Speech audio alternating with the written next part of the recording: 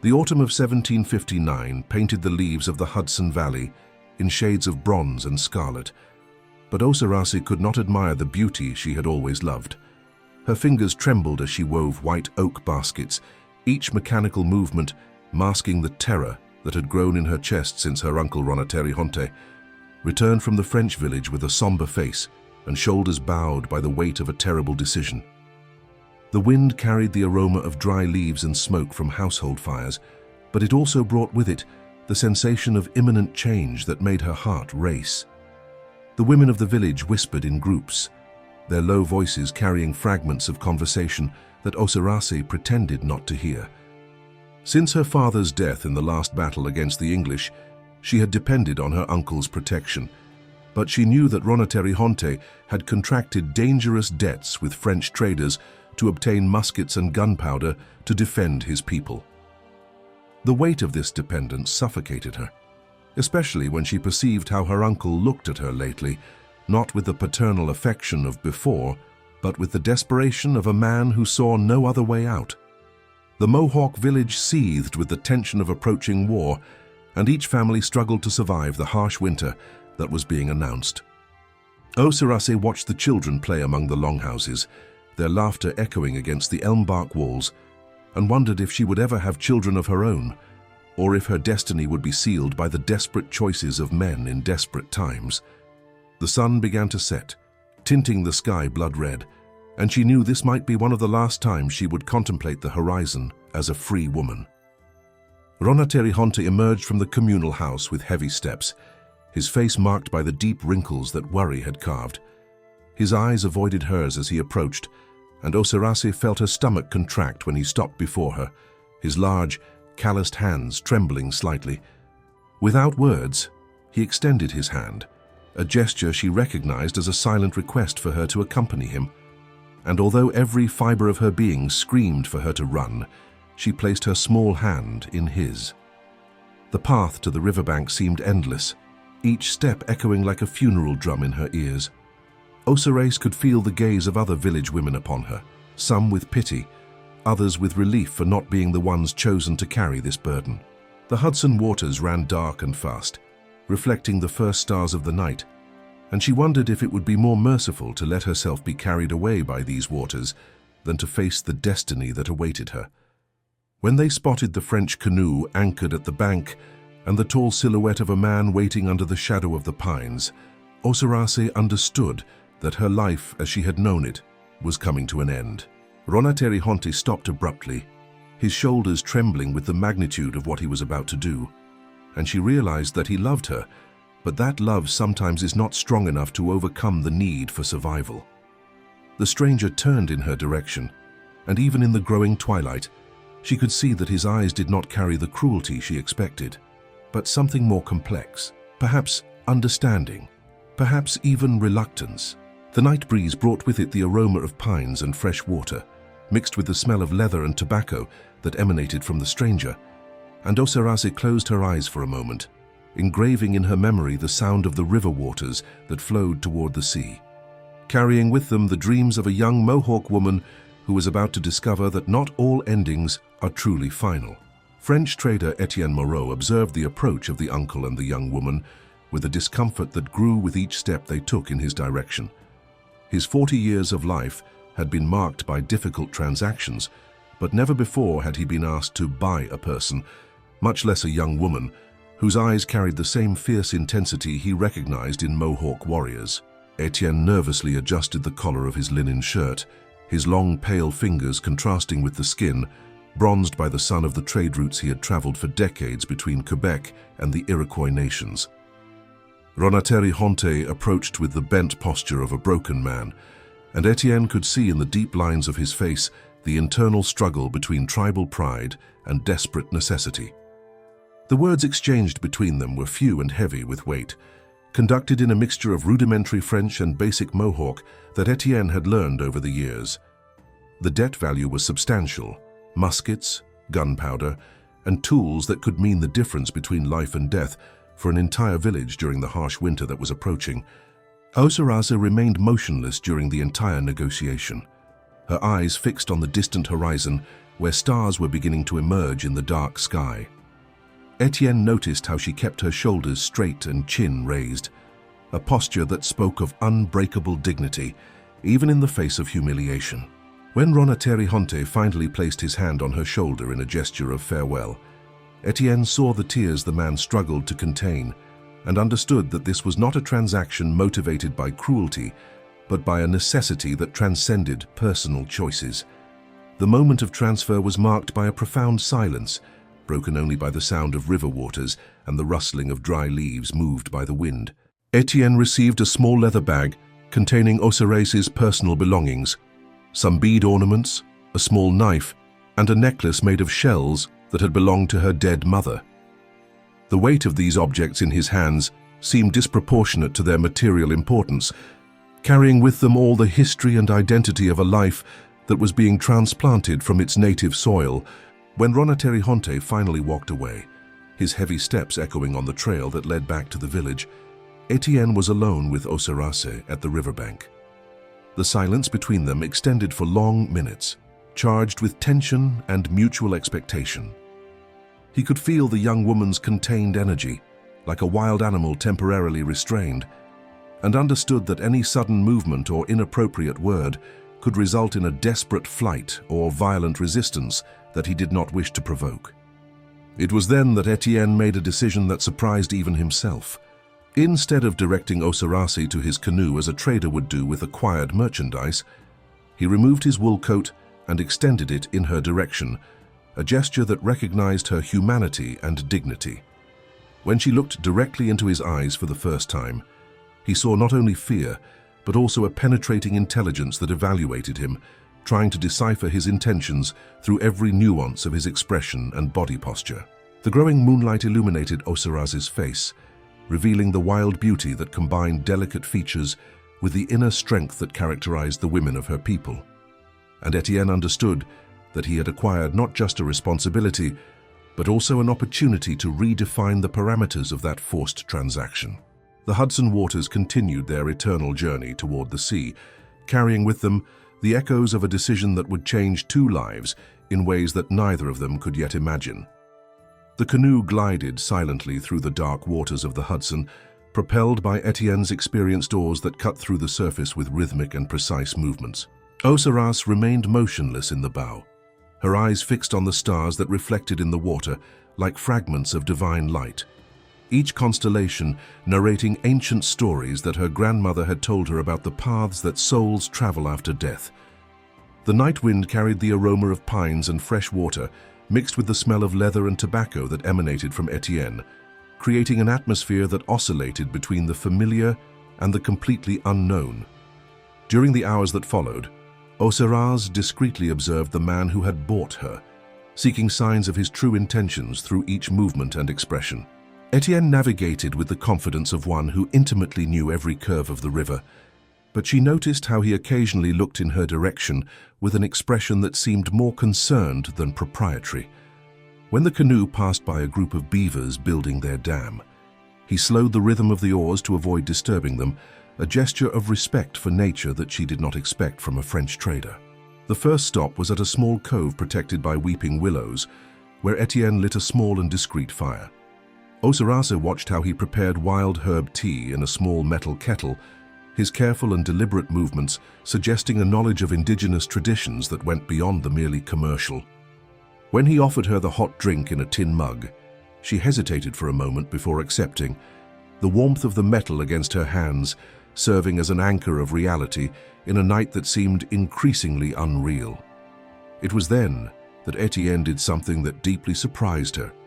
Instead of addressing her by the name her uncle had mentioned, he gently asked, in a mixture of French and Mohawk, how she would like to be called.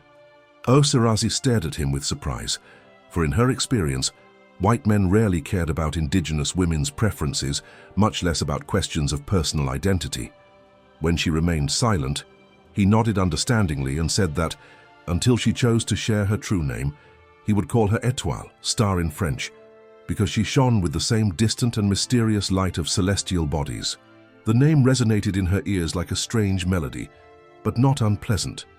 Étoile represented something new, an identity that did not carry the weight of family expectations nor the pain of recent betrayal. She repeated the word mentally, testing how it sounded in her thoughts, and discovered that there was a liberating quality in it that she had not expected to find. Étienne explained that stars had always been his companions during long commercial journeys, and that they represented both guidance and hope for those who found themselves far from home. When the fire began to diminish, Étienne prepared a bed of beaver pelts for Ohserase at a respectful distance from where he himself would sleep. The gesture was accompanied by a silent promise transmitted through his sincere eyes. She would be safe under his protection, and he would not abuse the position of power that the forced transaction had conferred upon him. Ohserase lay down on the soft pelts, pulling over herself the wool coat he had offered her, and for the first time since leaving the village, allowed her muscles to relax slightly. The Hudson waters continued their nocturnal journey, whispering ancient secrets to the stones of the bank, and Ohserase closed her eyes, listening to that natural symphony that connected her with the world she knew.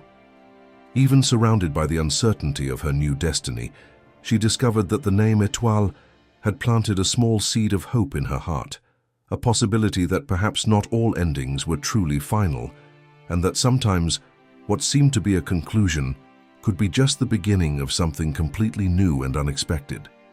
Dawn brought with it a dense fog that rose from the Hudson waters like dancing ghosts, enveloping the canoe in an ethereal atmosphere that transformed the known world into something magical and unreal. Étoile awakened to the soft sound of oars cutting through water, discovering that Étienne had resumed navigation before the sun even rose, his silent movements respecting her sleep. The morning air carried the fresh aroma of fog, mixed with the smell of pines and damp earth, creating a sensation of renewal that she had not expected to feel after the most transformative night of her life. Étienne had left beside her a small portion of pemmican and dried fruits, along with a mug of fresh water taken from the river during the dawn. The care demonstrated in this simple gesture continued to challenge all the expectations she had created about her destiny, and Étoile found herself observing him with growing curiosity as he navigated with the expertise of decades of experience. The sun gradually dissipated the fog, revealing landscapes that became increasingly distant from her native territory, but also more beautiful in ways she had not anticipated. During the hours that followed, Étienne began to share stories about the places they passed, pointing to ancient trees that served as landmarks for travelers and explaining the river currents that could be dangerous for inexperienced navigators. His voice carried the respectful tone of one who understood that nature was a force to be honored, not conquered, and Étoile perceived that he possessed knowledge about indigenous traditions that went far beyond what was necessary for trade. When he mentioned the sacred names of some places in Mohawk, pronouncing them with care and precision, she felt an unexpected connection with this man who should be her oppressor. The first major decision Étienne made was to stop at a Huron village, where he had maintained commercial relations for years, not to exhibit her as his property, but to allow her to refresh herself and eat adequately in the company of other indigenous women. Étoile observed how he was received with genuine respect by the Hurons, his negotiations conducted with honesty, and his payments always fair, creating a reputation that had been built through decades of ethical behavior. The Huron women treated her with kindness, offering her traditional food and a place to bathe in the nearby stream, without asking questions about the circumstances of her presence. It was during this solitary bath in the crystalline stream that Étoile had her first real opportunity to escape since leaving her village. The waters flowed toward territories she knew, and it would be relatively easy to follow the stream's course until finding familiar trails that would lead her back home.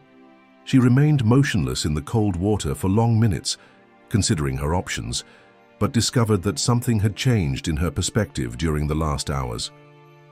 Étienne's unexpected kindness and the respect with which he had treated her had created a curiosity about the destiny that awaited her, a sensation that perhaps there was something to be discovered in this forced journey. When she returned to the Huron village, Étienne was concluding his negotiations, but immediately noticed her presence and greeted her with a smile that seemed genuinely relieved. Étoile understood that he had deliberately given her the opportunity to escape, a test of trust that she had passed by choosing to return. In that moment, She realized that the dynamic between them had subtly transformed. She was no longer a prisoner, but a traveler who had chosen to continue the journey, at least for now. When they departed from the Huron village at the end of the afternoon, Étoile positioned herself in the canoe with a slightly different posture, less defensive and more curious. The name Étoile had begun to feel less strange in her thoughts, and she discovered that there was a peculiar freedom in being known by an identity that she herself had accepted, instead of one that had been imposed by birth or circumstance. The Hudson waters continued to carry them toward the unknown, but now this journey seemed less like an exile and more like an exploration of possibilities that she had never considered. The second night of travel brought with it a sudden storm that forced Étienne to seek shelter in a small cave hidden among the rocks of the Hudson's western bank. Étoile observed how he worked quickly to protect his supplies and equipment, his efficient movements revealing considerable experience with the capricious weather conditions of the region. The cave's interior was surprisingly comfortable, with signs of previous use by other travelers, and she realized that this was a refuge known and respected by those who regularly navigated these dangerous waters. Étienne managed to keep a small fire burning using dry wood that he had strategically stored in the cave during previous trips, and the dancing light of the flames created an intimate atmosphere that forced them to confront the silence that had characterized much of their journey. For the first time, he began to speak about his own history, revealing that he had lost his wife and small daughter during a smallpox outbreak in Quebec 5 years before, a tragedy that had transformed him from an ambitious trader into a man who sought meaning through connection with the indigenous peoples he deeply respected. Étoile listened to his narrative with growing understanding, perceiving that the kindness with which he treated her was not just courtesy, but an expression of his own pain and recognition that both had lost the families that defined their previous identities.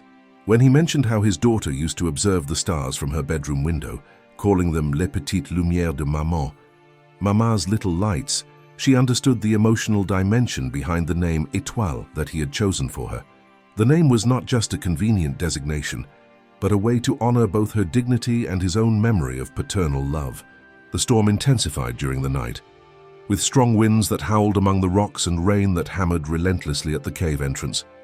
Étienne and Étoile found themselves forced to sit close to the fire to stay warm, and it was in this physical proximity that she noticed the subtler details of his appearance, the small scars on his hands from years of manual work, the way his eyes softened when he spoke about his lost family, and the respectful manner in which he avoided looking at her directly for prolonged periods, recognizing her vulnerability. During the darkest hours of the night, when the storm finally began to diminish, Étoile made a decision that surprised her.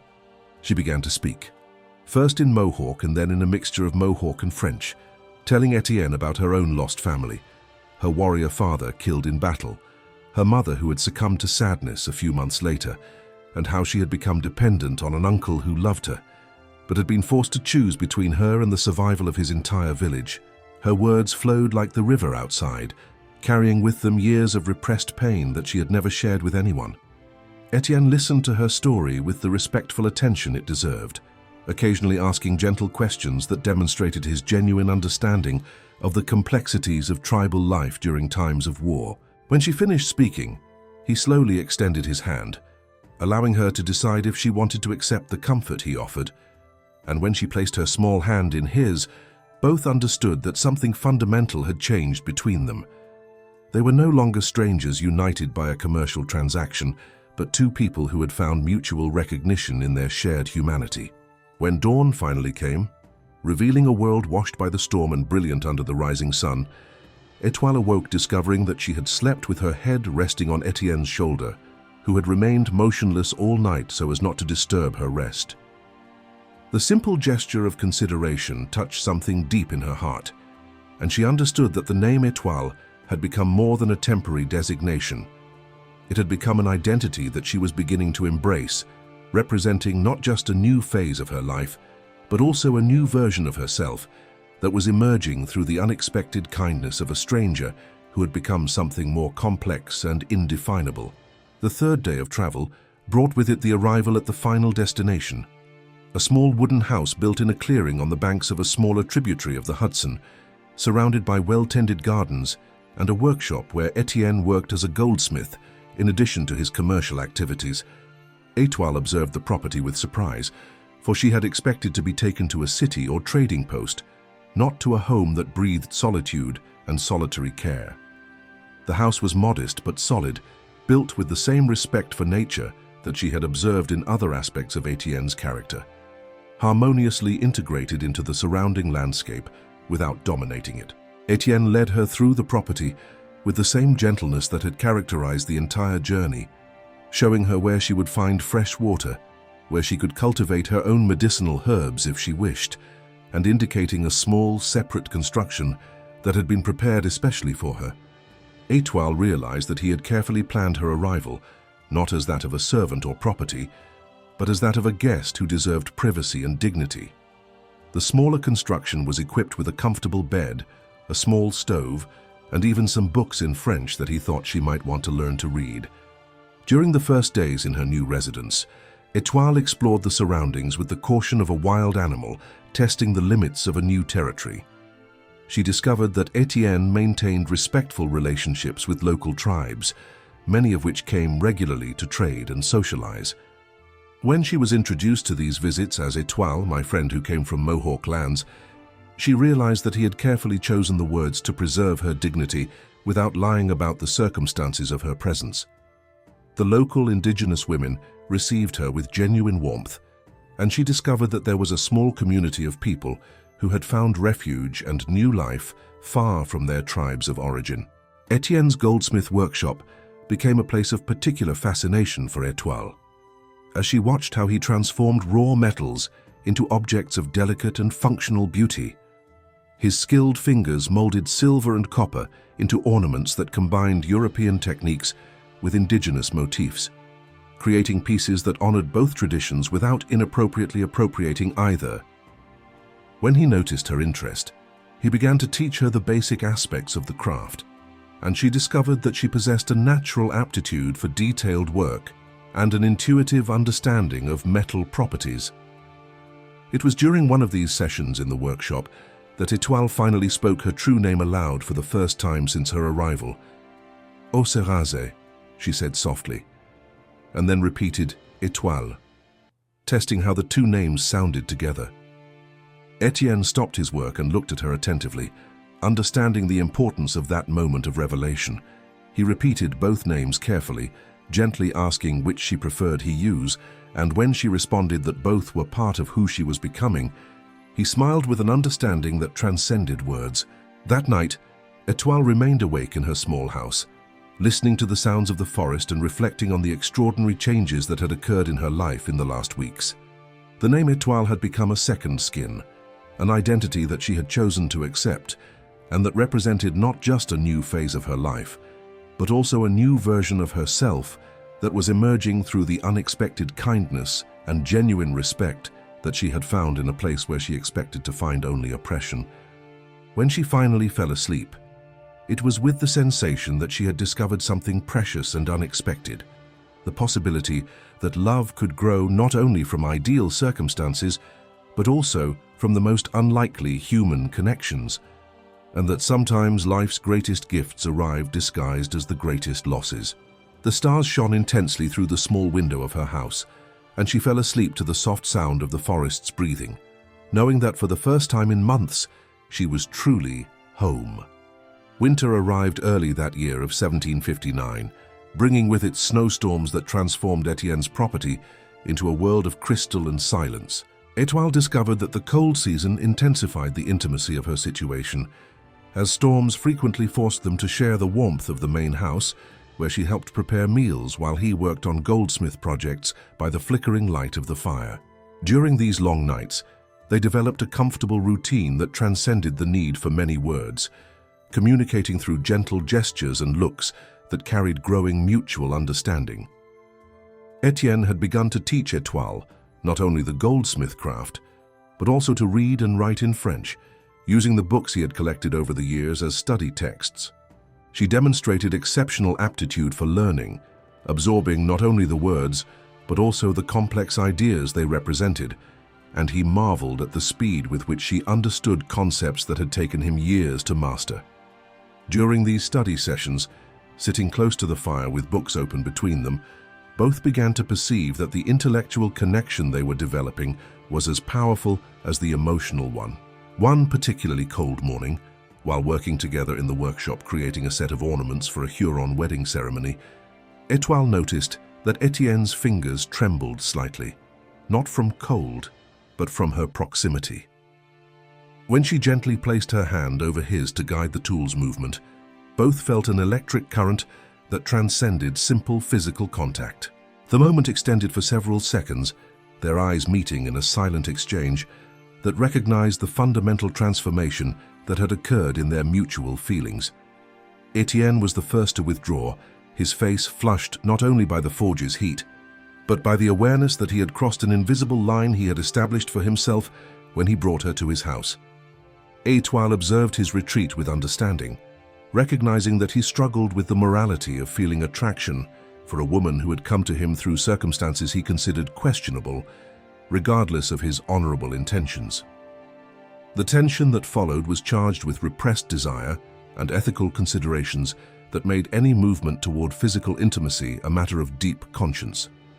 During the weeks that followed, both danced around the feelings that had emerged, each respecting the other's space while simultaneously seeking opportunities for small contacts, their hands touching when she passed him tools, their shoulders brushing when they leaned over the same project, their eyes meeting across the table during meals with an intensity that made the air between them vibrate with unexpressed possibilities. It was during a particularly violent storm that the tension finally found its resolution.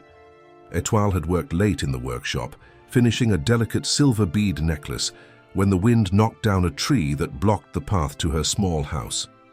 Étienne insisted that she remain in the main house during the night, preparing a bed near the fire while she watched his careful movements. When he turned to wish her good night, she whispered his name. Not Étienne, but a Mohawk name she had chosen for him, Tekanawí, the one who carries others, and the sound of those syllables in her native tongue broke the last barrier between them. Étienne approached her slowly, his eyes seeking permission with each step, and when she extended her hand toward him, he took it with a reverence that transformed the simple gesture into a declaration of love and respect. They kissed with the gentleness of two people who had learned to value each other's humanity before discovering passion, and when they finally separated, both understood that they had found something rare and precious, a love that had grown, not despite the difficult circumstances of their meeting, but because of the way they had chosen to honor each other's dignity through those circumstances. The spring of 1760 brought with it not only the thawing of rivers and the rebirth of the forest, but also the arrival of unexpected visitors who would forever change the course of the life that Étoile and Tekanawí had built together. Ronaterihonte arrived on a clear April morning, accompanied by two young Mohawk warriors, his face marked by shame and a desperate determination that Étoile immediately recognized. The debts that had forced him to surrender her had been forgiven through an unexpected military victory, and he came offering her the opportunity to return home with restored honor and a dowry that would guarantee a respectable marriage within her tribe. Étoile remained motionless while listening to her uncle's offer, her hands unconsciously seeking Tekanawí SE, who stood beside her with an expression that mixed understanding and anticipated pain. Ronaterihonte spoke of the importance of preserving Mohawk traditions, the need to strengthen tribal alliances through strategic marriages, and how her experience in the white world had given her valuable knowledge that could benefit her people during the difficult times that were approaching. Each word was like a blade, cutting through the peace she had found, forcing her to confront a choice she had never imagined having to make. Tekanawí, demonstrating the same nobility of character that had characterized their entire relationship, immediately offered his own perspective on the situation. He spoke about the love he felt for Étoile, but also about his respect for her people's traditions and his understanding that she might feel a call to return to her roots that he had no right to prevent. His words were chosen carefully not to influence her decision, but to ensure she knew that any choice she made would be respected and supported, even if it meant the loss of the love that had become the center of his life. During the 3 days that followed, While Ronaterihonte and his companions remained as guests on the property, Étoile struggled with the most difficult decision of her life. She walked through the gardens she had helped plant, touched the tools in the workshop where she had learned a craft she loved, and watched Tekanawí continue his daily routine with a serenity that poorly concealed the agony he was experiencing. At night, they lay together in silence, each respecting the mental space she needed to process the implications of each possible path. On the morning of the fourth day, Étoile made her final decision. She chose to remain with Tekanawí, not because she rejected her Mohawk roots, but because she had discovered that true love transcended cultural boundaries and that her identity as Étoile had become as valid and important as her identity as Ohserase. When she communicated her choice to Ronaterihonte, she did so with a dignity that honored both her tribal education and the values she had learned in her new life, explaining that she would better serve her people by building bridges between worlds than by returning to conform to traditional expectations. Ronaterihonte departed with sadness, but also with reluctant understanding, carrying with him silver ornaments that Étoile had created as gifts for the women of her village, and a promise that the door would always be open for future visits. When the canoe disappeared downriver, Tekanawí and Étoile remained on the bank, their hands intertwined, watching the waters that had brought both separation and union to their lives.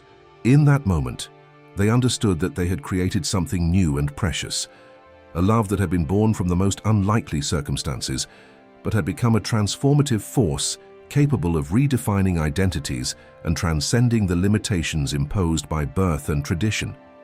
The years that followed brought children who grew up bilingual and bicultural, a workshop that became famous for the unique beauty of its creations, and a house that served as refuge for others who sought to build bridges between different worlds. Étoile never completely abandoned her Mohawk identity, but enriched it with the experiences and knowledge she had acquired, becoming a woman who embodied the possibility that true love not only survives adversities, but transforms them into foundations for something even more beautiful and lasting. The stars that had witnessed the beginning of her journey continued to shine over the house by the riverbank, illuminating a family that had proven that even the most inhuman transactions can be transformed by dignity, respect, and genuine love into legacies of hope that echo through generations. If you like this story, leave a like and subscribe to our channel so you don't miss the next stories.